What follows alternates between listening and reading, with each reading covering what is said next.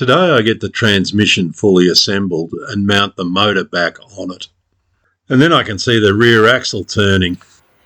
This clutch cover looks pretty clean inside.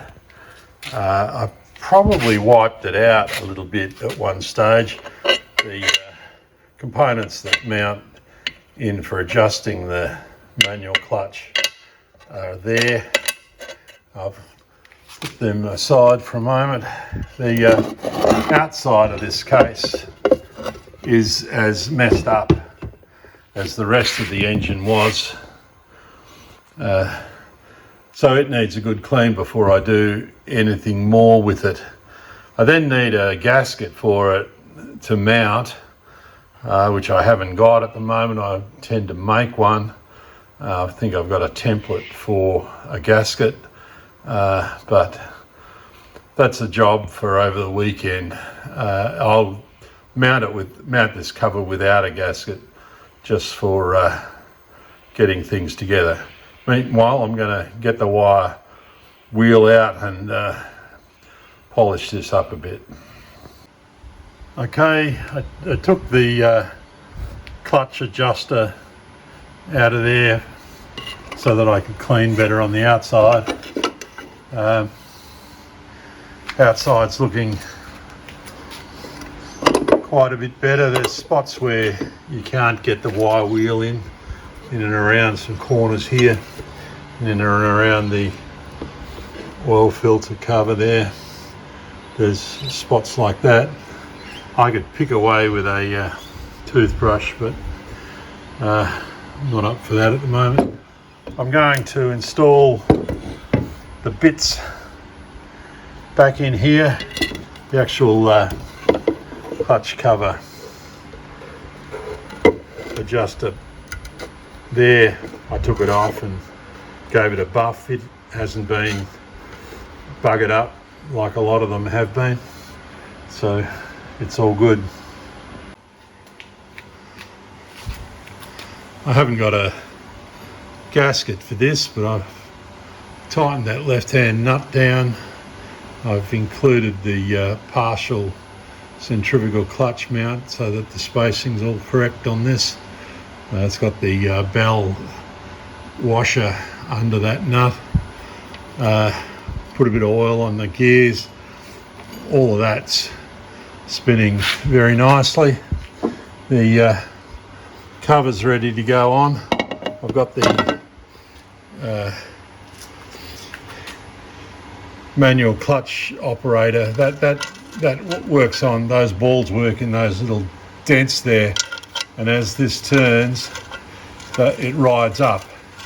In riding up, it pushes down on the clutch. This here moves with that lever, the gear lever. By that moving, it's got dents in it as well, and the balls ride up in the gap between this plate and that plate, and effectively putting pressure down on the center of the clutch there, which releases it temporarily during a gear change. So that there needs to sit there because it's going to fall out. You can see how that there wants to ride up when this thing turns. That cover's ready to go on. Not sure I can do it one-handed, but for the sake of the exercise I will try. And I can't try at the moment. There is some dowels to go in two locations before I try and put that on. Okay, that's the clutch cover on. No gasket. I found all the screws, gave them a bit of a buff. Cover buffed up pretty well. Still areas that stand out in around the right hand case. There's areas there that in terms of perfect polish up it's misses, but the actual clutch cover, there wasn't too many corners I couldn't get into with the wire wheel. I had these screws out, these caps off as well to polish them. It's all good. Not that anything, that's just the back axle and the intermediate shaft there turning. Can't get to anything else. Can probably flick the crankshaft around, which means the clutch is moving, and that all seems smooth as, so it's yeah, it's all good. I now want to tip it over on its other side and fit some sub-transmission gear to the other side. That's the transmission tipped up on its side on a fairly crude block of wood there at the moment. If I rotate the motor shaft, the crankshaft there in the normal run position, you see that shaft moving. You'll see the input shaft of the gearbox, the little hole in it there, moving as well. It's actually in neutral at the moment, so if I could hold that still, you can see I'm holding the output shaft still there and the input shaft still turning. Now the interesting now with that's with the sprag clutch in backwards. If I turn that the other way, that input shaft is still turning the wrong way, but I actually need to grab hold of it better than what I had it there.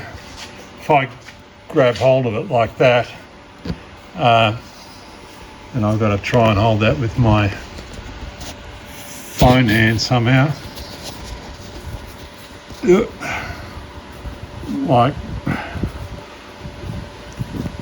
like that, and then I turn the crankshaft the wrong way, that input shaft is still turning. The sprag clutch doesn't release very easy.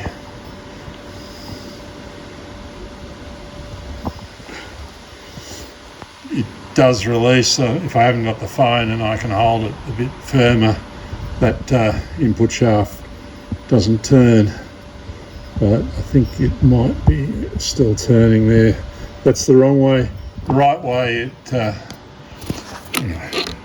bottom line is the sprag clutch is doing what it's supposed to do, just in reverse, because I've turned the centre of the sprag clutch over, and everything here, you just can't hear anything when I spin those shafts, because everything is running beautifully. Interesting when I put a motor on there. I think a lot of the noise comes from the crankshaft blowing wind around. It needs like a windage strap around the middle of it or something to stop that. So with the sub-transmission connects these shafts and the intermediate drive before the back axle, and I'll get some of those parts in place. I've made a new gasket for the clutch side after had to go and buy some paper. I'm hoping it'll work out all right, going off a copy of a copy. So got the dowels in, and it's around dowel there and a dowel there and a pin here. Some of the other bits of it aren't perfect, but hopefully it'll stop some leaks. Takes a while to do that. Probably paying $30 for a new one is worthwhile in a lot of cases. These are the 3 bearings out of the stator cover. This one's got a seal on one side. I'm going to have to go and look at what side the seal goes. For some reason I'm thinking it goes out towards the left-hand side of the bike, because I recall having one of those seized onto the shaft on one of my other bikes. I'm pretty sure the seal was up while I was trying to pull it off. Anyway, I'm going to put them in the freezer and check the book to see which side that seal goes on, and then slot them into the stator case. There's no longer a stator case, there's no stator going to be in it. It's just the left-hand cover over the sub-transmission. That's the guts in the behind the stator cover. That's the input shaft, which is driven by the clutch basket on the other side of the motor. This is effectively the output shaft, and big cog there drives onto the intermediate shaft. Internally drives the big wheel at the back. This is the 2-speed transfer. This is just the 2-wheel drive version, so there's only high and low range, no super low. There's a shim washer on there and a shim washer on there. Nothing else goes in here. I'm just organising the bearings to go into 3 bearings to go in that lid. They're in the freezer at the moment. I need to warm that up and to finish off making the gasket for this side. That's some gasket paper I bought yesterday. I've made the clutch cover version already. This is a template that I've made some time ago when I made the last one. I always like to keep a template in stock so that I can make the next one without having to buy a new one, although buying a new one isn't that much of a problem given the time it takes to cut out and punch holes in a piece of paper. They're the punches I use, and scissors and a pen and a knife to trim up the last of it. Bit of a hammer to give the punches a go, and a block of wood so I don't mess up the kitchen table too much. Okay, I think I'm ready to put this cover on. That's my next homemade gasket. I've got it located on the dowels there. Hopefully when the top comes down, the rest of the holes will line up. I don't think there's anything else needing to go in there, given the no flywheel or stator or anything like that's required. So I'll just been heating this case to drop those 3 bearings in. It's still a little bit warm, it's a cooler day, and I've used the hot air gun on it. There's going to be holes like this where the stator fitted, the wiring for the stator fitted, which I'll probably 3D print a plug or something for. I see that that's got little grooves there, which it would have been a good time to make it before I put this on, but I'm going to put it on, and that hole's to the top, so it shouldn't throw too much oil out of it initially. I can't see it being together forever like this. Okay, I've got that stator cover back on. I've put a couple of temporary levers on the high-low range there and on the sequential gear shift. I'm going to connect up a battery and give it a spin. I think the ratio is so high, or as in low range, that I'm expecting to see the back axle turning, but it's not. But I don't think it's locked up either. So this That's the high and low range. Clicking there. Anyway, I think I want to get the shafts turning and see whether I can use those two controls. I'm not worried about reverse at this stage. So I'm hooked up with my Makita batteries and my far driver motor controller and my throttle, and I'm just going to give that a spin. You can hear the motor turning over and you can see the crankshaft spinning in there. The important thing is there's a back axle turning.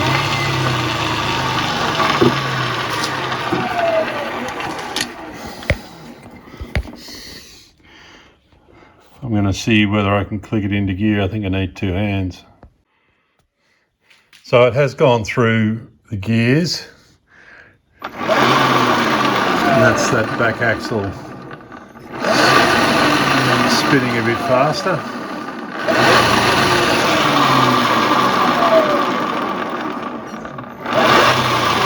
I've got this in high range. That's low range. I don't know whether that looks slower, but it should be slower.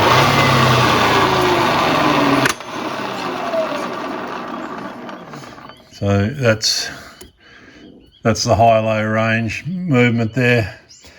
I have indexed the main gearbox through to 5th gear. It with the motor running, it wasn't difficult to do that. If I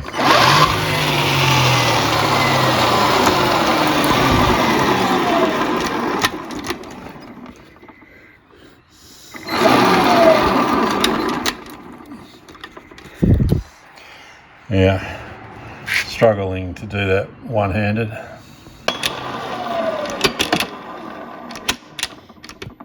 That's gone back to neutral there.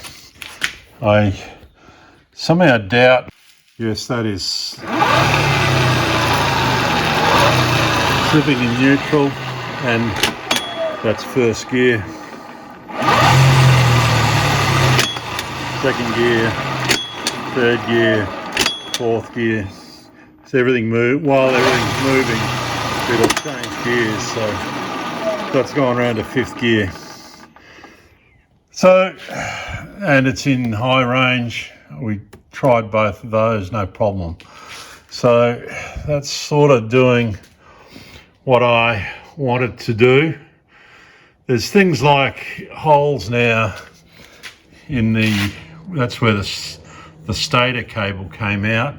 There's a hole here where the starter motor would fit. There's a hole there obviously over the crankshaft, and there's a hole where the speedo or odometer drive comes off the motor. All holes that can be plugged up. This is where the neutral switch fits, and I may well fit a neutral switch, one of my modified ones that show you all of the gears, all of the 5 speeds anyway, on a digital display. So I won't be fitting the old neutral only switch back there. There's a reverse sensor goes in here. So there's a whole lot of holes, and then there's a breather there. I don't know that we need a breather in future, but we don't need, it's going to have oil in it, and the oil pump will actually pump oil, so it needs to be contained. I've now got gaskets on both sides which are working. Anyway, that's enough for today. I'll go and get this edited up. So what next? I want to mount it back in the frame and see whether the thing will push me around. So there's a lot of cleaning and painting to do. There's also some holes to plug up. Get out to your shed and have some fun.